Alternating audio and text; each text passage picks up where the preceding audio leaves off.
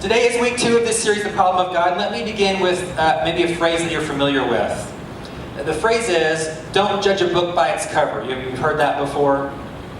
The reason that we say that is because you might have a false first impression about something or someone. And maybe you've had a disagreement with someone before, and initially you think, we are so different from each other. We are, maybe it's you and your neighbor arguing about politics or whatever. You just assume, based on one interaction or one thing that you've heard about someone that you meet for the first time, you've already had your mind made up about them. But sometimes, the more that you get to know them, the more you discover we're really not that different. We have a lot of the same likes and interests and hobbies, and we could really be some good friends here. Maybe you remember as a kid, maybe young, but maybe the first day of school. Or maybe you remember your kid's first day of school. There's some fear there. There's some uncertainty there about the first day. I don't know what to expect. Or maybe you're transitioning to a new school. I don't know if I'm going to make any friends. I miss my old school, my old neighborhood. I miss that. It's not going to be the same. You just think it's going to be so hard and difficult. And then you get there and you're like, oh, I can do this. I'll survive. Or maybe you meet a really great, friendly face right off the bat and it just makes your whole experience worthwhile. So sometimes what we think we know about, things we don't know about, right, we have wrong. Things that we sometimes assume about an idea or a thing that we're about to do that's different and new might throw us off, but once we get into it, we discover it's not what we really thought it was.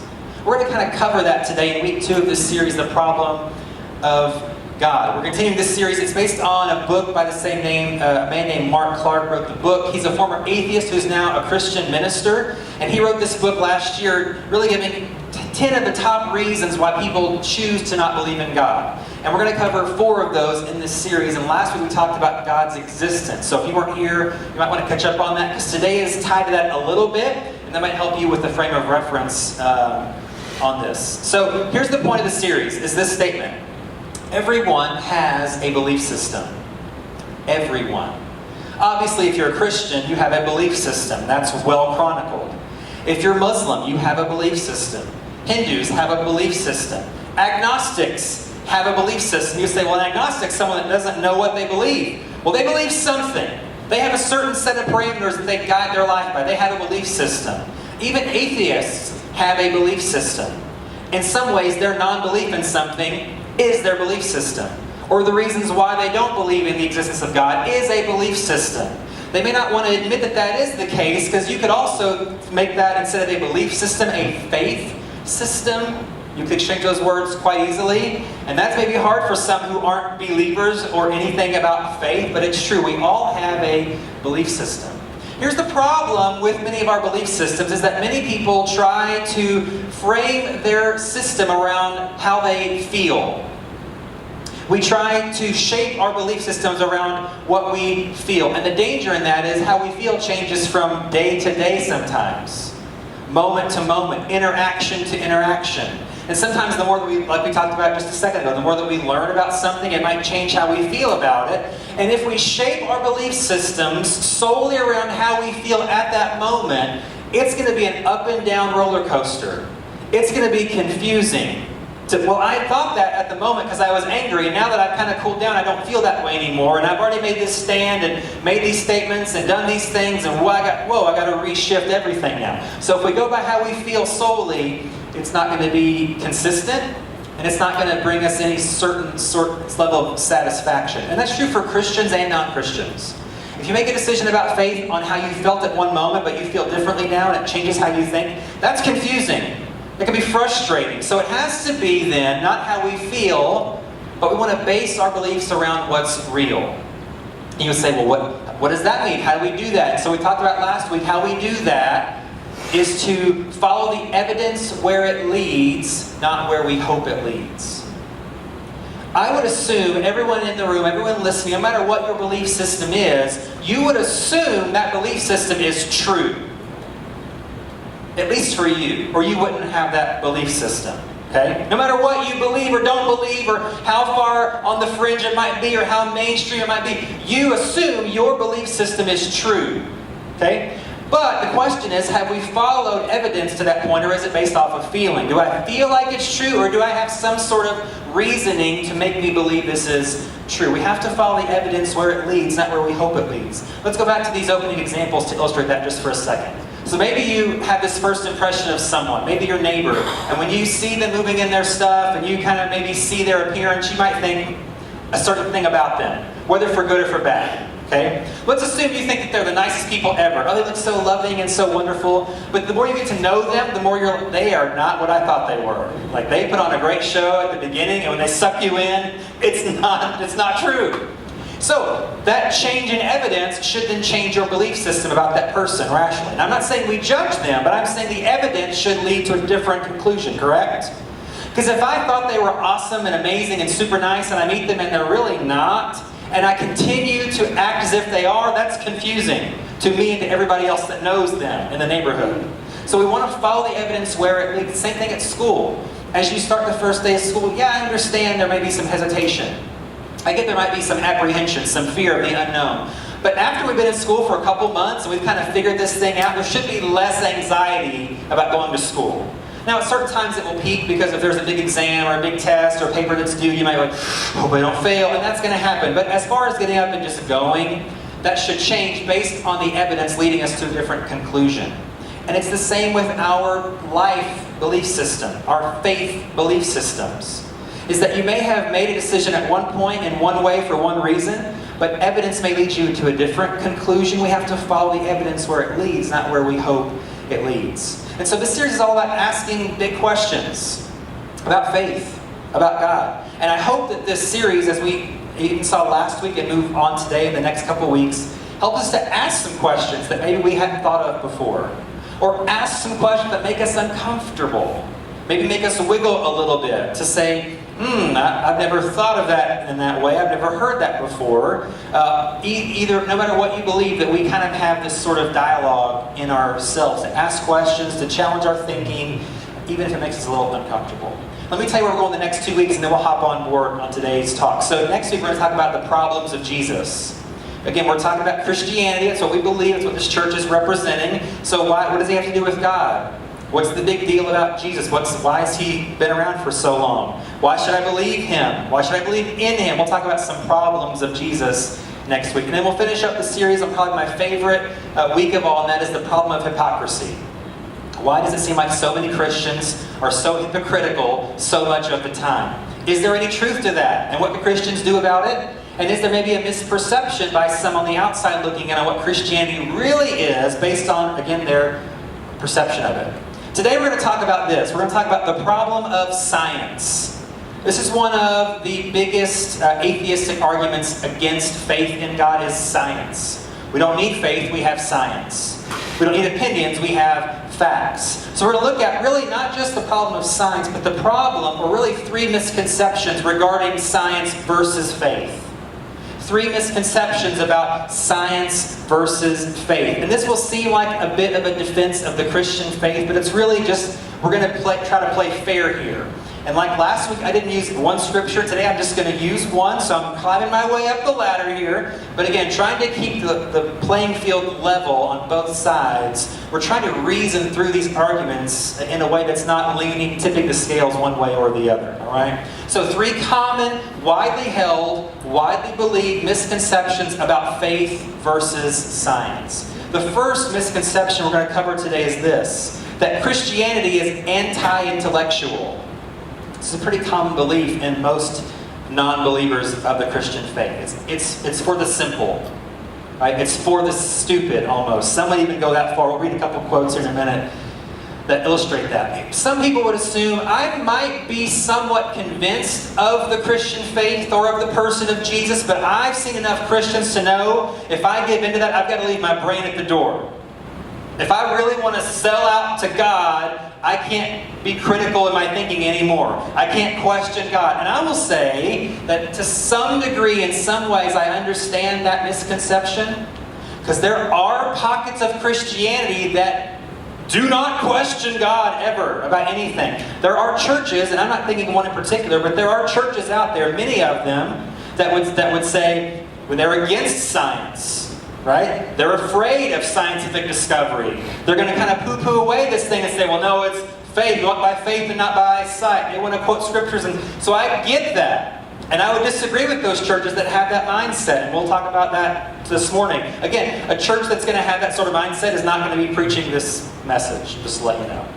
And so I understand to some degree, because there are some pockets of Christianity or some pockets of Christians who are like, let's get our shotguns, go in our bunker with our dry food, and we're going to wait out for the apocalypse. And that's their Christian faith. There are people that are like that.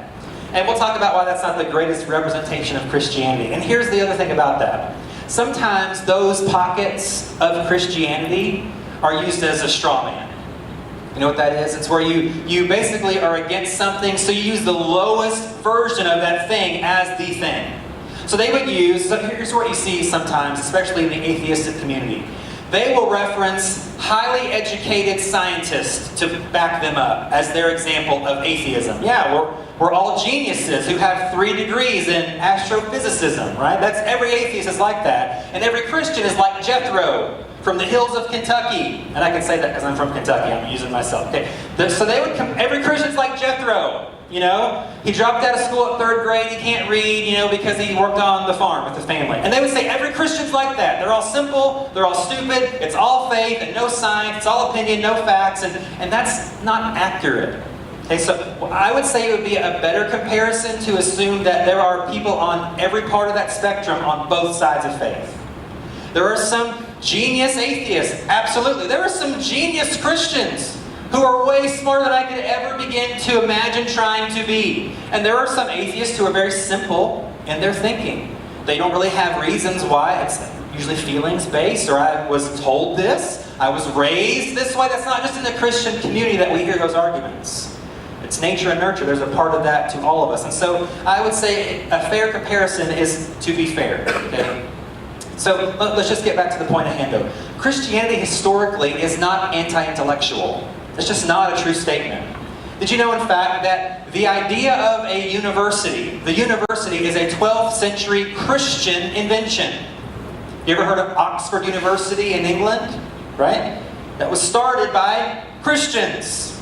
Have you heard of Cambridge University? Started by Christians in the 12th century. You ever heard of Harvard University? Started by Christians, primarily to train clergy. Harvard. Yeah, so don't tell me Christianity is anti-intellectual. It's not true. Actually, Harvard, it didn't start out with that name. During the 3rd or 4th year, they renamed Harvard after a minister, Reverend Harvard. So it's named after. The same with Yale, Princeton, Brown, Dartmouth. The highest of the highest institutions of higher learning in our own country started by and primarily for training of ministers. Okay, by Christians, primarily for clergy training. Now, it's not the way it is anymore, but that's how it began. So even hundreds of years in history on other continents and on this one, Christianity is responsible for higher education. It's not anti-intellectual. Alvin Plantinga, he's one of the greatest philosophers really of modern times, really of any time. And he says this. He says the thing that we presently call modern science was actually conceived and born and flourished in the matrix of Christian theism. Many of the greatest thinkers and inventors and scientists throughout history have been people of faith. And many of the stories about their persecution, there's another historian who I read about this week, he references a lot of these stories where you hear about people who are persecuted, like Galileo's persecution. He says it's much exaggerated. Much of the history about his persecution is completely not true. It's propaganda on the other side of the aisle trying to say, well, yeah, Christianity is against science. And most of that story is really not factually accurate. Christianity historically is not anti-intellectual. And even in the time of Jesus, this was true. There's a story in Matthew where these religious leaders come to Jesus and they are attempting to trap him with a trick question. They are experts in the law, and he claims to be a teacher who knows the law forward and backward. He claims to be the Son of God who then should know the law forward and backward. And so they ask him, they say, good teacher, what's the greatest commandment? Now that is a trap question if I ever heard a trap question.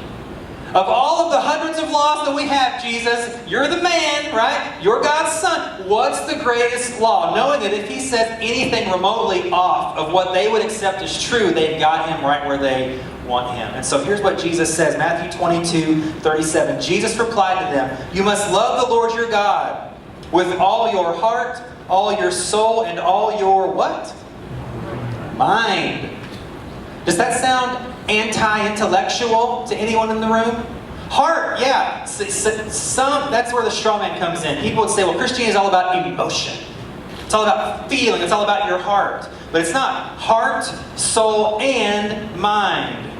Jesus would encourage critical thinking. In fact, most of Jesus' teaching that is in response to people is questions. He asks questions to answer a question or to further a conversation or a debate.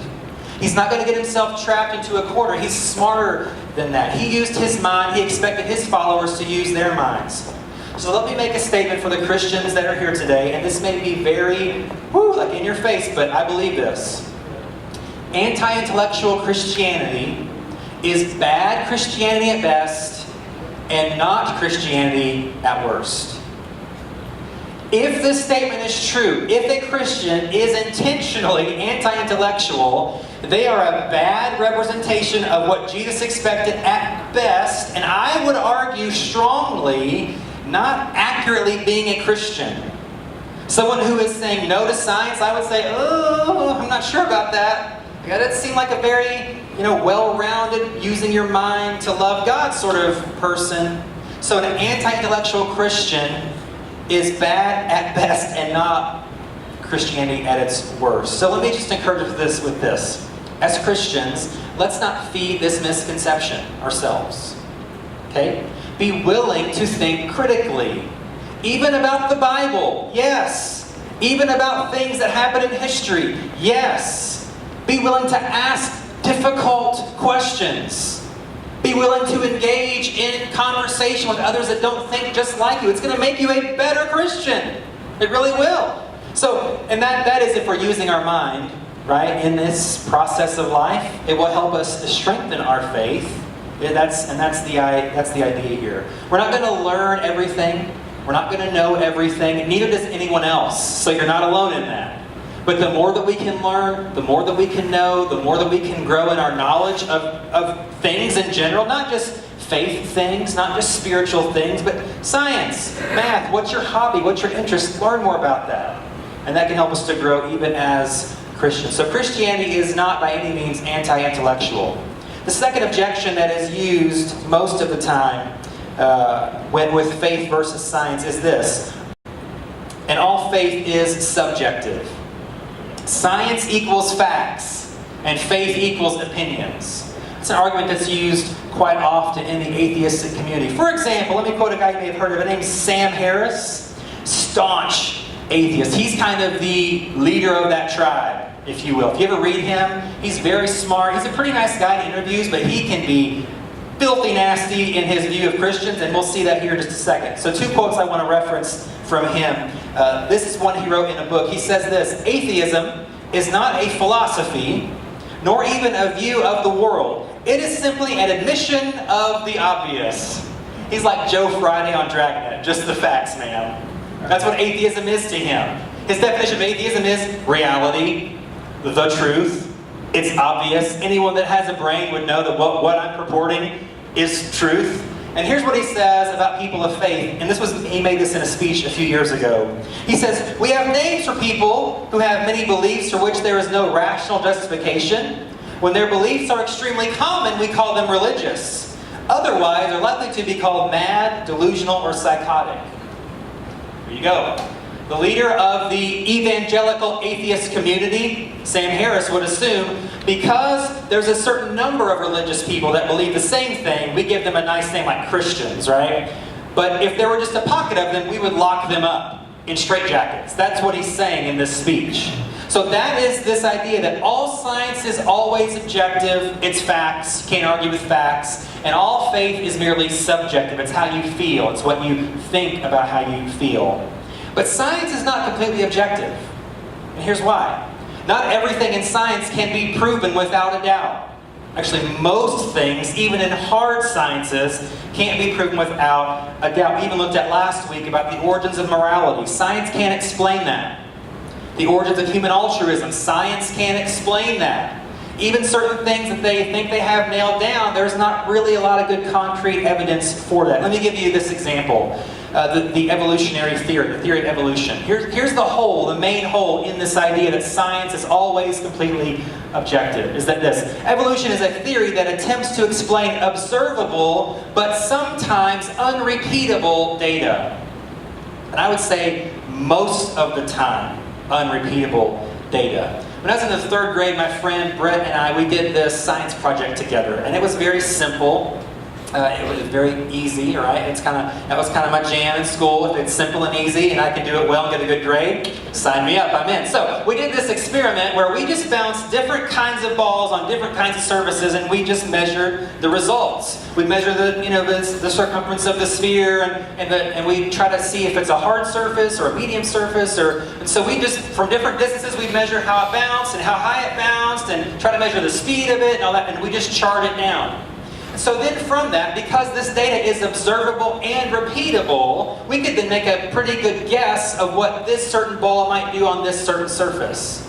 And the beauty of it is that we had real-time results where we could actually then test that. Because we could do it right then and there. We can drop it and see if we were close, if we were way off, if we nailed it, and we could then chart and compare those results to each other. So, the two main arguments that scientific atheists would have against people of any faith can't do that simple thing that we did as 3rd graders with balls and the floor. You can observe data in science, but the evolutionary theory cannot be repeated. The Big Bang cannot be repeated. You can't go back in time. Now, you can use estimates, and you can use figures, and you can use certain little computations to try to figure out when this started and where it started, but you can't actually go back to test the hypothesis. So some of the data is objective. It just is. Certain things just are.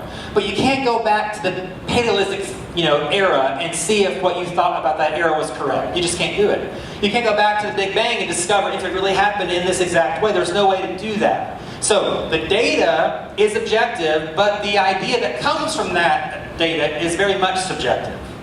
And that's why even in hard sciences, a lot of scientists don't agree with everything all the time. That's why different papers come out in different journals all the time, basically saying, well, I disagree with this guy on this point. One little point, but it's still, so it means it's subjective. Okay? So, not all hard sciences are completely objective. Nothing about it is absolutely set in stone. Because we can't go back to prove that ever existed. So that kind of gets rid of that sort of argument, even if it is a strong one.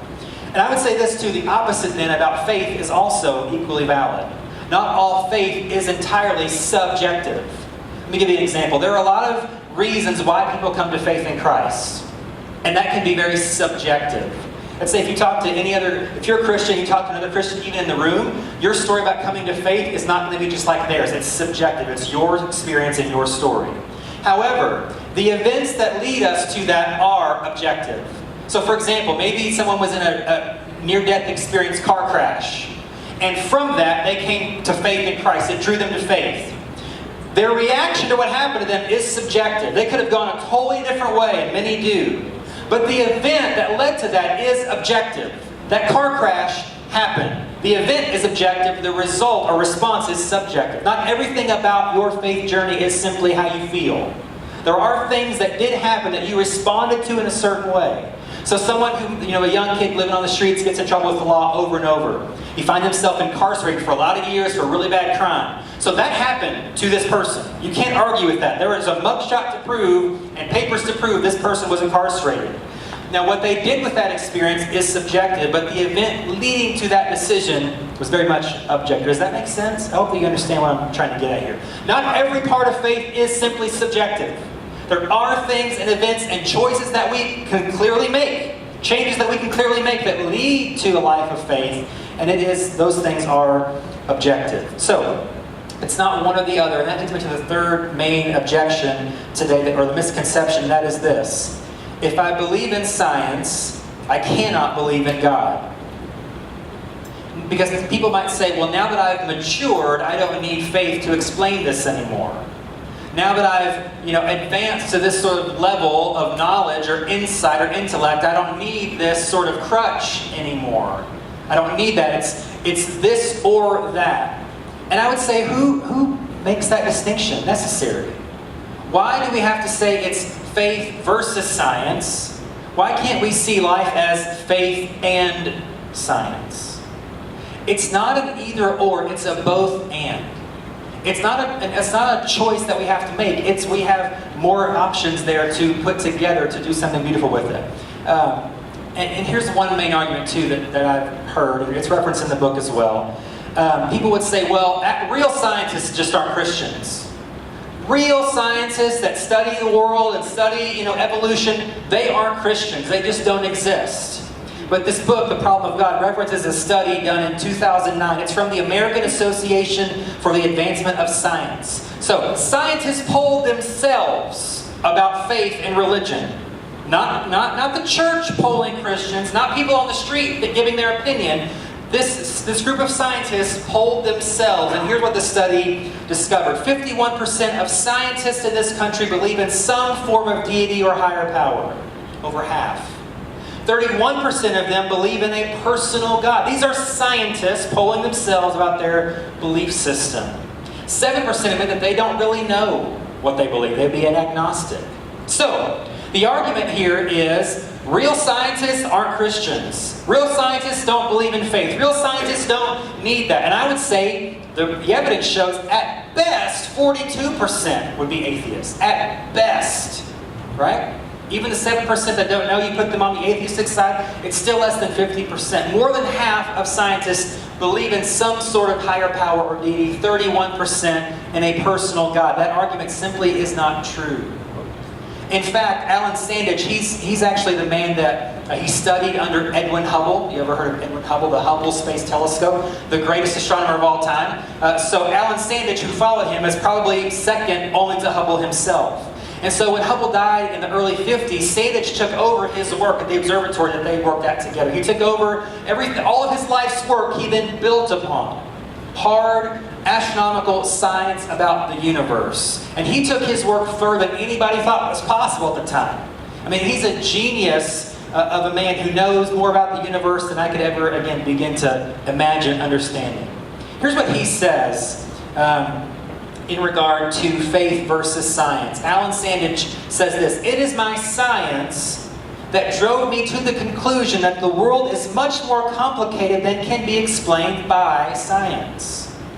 So in the early 80s, Alan Sandage professed publicly his belief in Christ.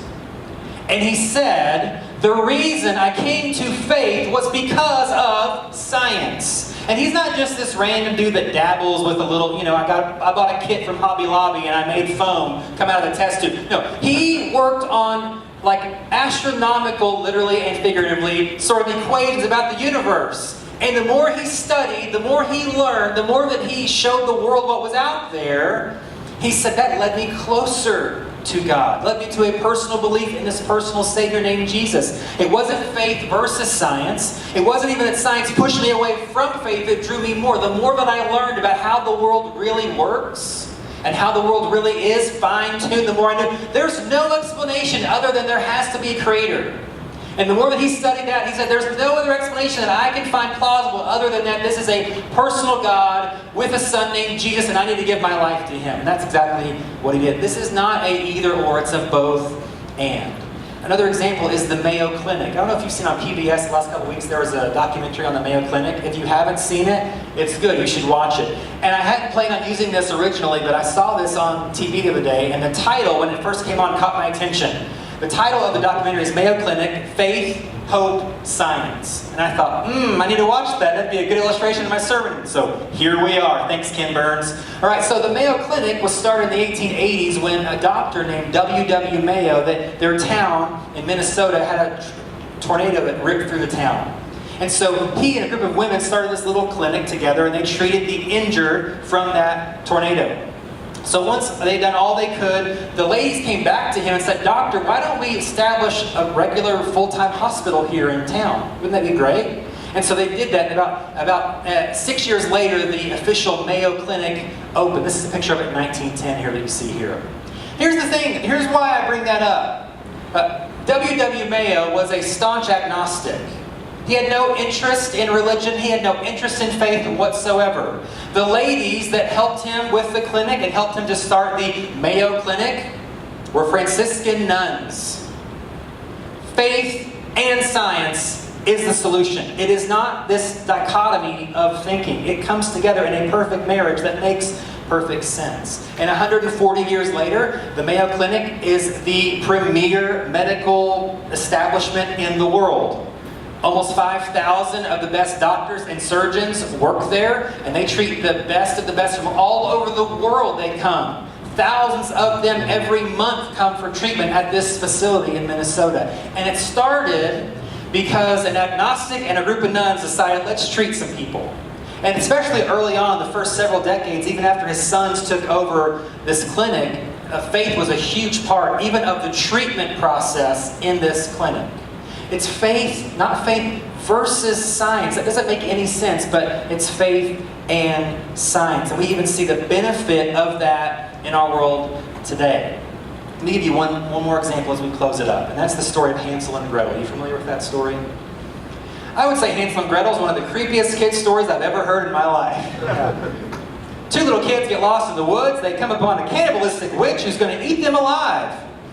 Right? So she tries to fatten up the boy in the cage and feeds him, and he tricks her. You know, he found a bone of an animal that she couldn't see well, and so she thought, he's never going to get fat. I'm never going to eat them. I'll just cook them both at the same time. So she gets Gretel, gets Hansel, is going to throw them in the oven, and they play stupid. Like, what do you mean get in the oven? What does that mean, kind lady? And so she's stupid. So she gets really close and says, I want you to go into the oven, like in kids. And so they push her in the oven, turn on the fire, and run out. And they lived happily ever after, right? That's what you want to tell your kids. And then, the earliest versions of the story, when the kids finally find their way back home, their mom's dead. It's like, good night, sleep tight, kids. See you in the morning. That's, if you want to give your kids nightmares for Halloween, read them Hansel and Gretel, okay? From the 1800s. It'll freak them out. Here's why I bring up that story. When Hansel and Gretel are going into the woods, before they get lost, what are they doing to try to find their way back? Yeah, they're leaving a trail of breadcrumbs. Now, it didn't work that great because they got lost in the woods, but yeah, they're kids, and we got to keep the plot of a story moving along. But here's how that comes with what we're talking about today. I believe, and here's where faith and science go together. I believe science is God's trail of breadcrumbs for us. It's not if you believe one, you can't believe the other. The whole premise is faulty. Because I believe that God left these clues in a way that we would eventually get closer and closer to, and that's what Alan Sandage talked about. The more I follow this trail of breadcrumbs in my study of my life's work, I found this to be the only plausible reason for anything in the universe. It has to be a personal God, and I have to give Him my life. I believe science is that trail of breadcrumbs for us. So we shouldn't be afraid of science if you're a Christian. Don't be afraid. Don't hide from it. Don't run from questions. In our pursuit of truth, let's think critically. Let's think about how the world works, and not just say, well, God did it, but find a way that science shows that, and then link it back to God, because that's what it goes back to anyway. There's a Christian philosopher named Ravi Zacharias, and he says this. He quotes an author that says, basically, whenever scientists are trying to climb the mountain of knowledge, and they feel like they're at the top and they know everything, they're probably going to find a group of theologians who've already been there all along. See, I think God left these clues in such a way to lead us to Him. To Him. He hardwired us to explore and to learn and to test the limits of what's possible. To find Him. I believe that with all my heart. So no matter what your belief system in the room is, I hope that you see that Christianity is not anti-science. It's not anti-intellectual. Don't believe that. It's just not historically accurate. And even the founder, Jesus, would argue that that's not true either. Science is not completely objective, and faith is not completely subjective. There's objectivity and subjectivity in both. We have to grasp that truth, that reality. And again, it's not a choice. It's not an either or. It's not science versus faith. But again, the breadcrumb trail would lead us to believe it's science and faith. God's leading us on this trail, not to draw us further from Him, or to give us more reasons why we don't need Him, but to say, hey, it's all leading back to me in the first place. And as we follow that trail and escape the evil cannibalistic witch that's chasing us through the woods, right? As we follow that trail, we will find Him. if we search for Him with all of our heart.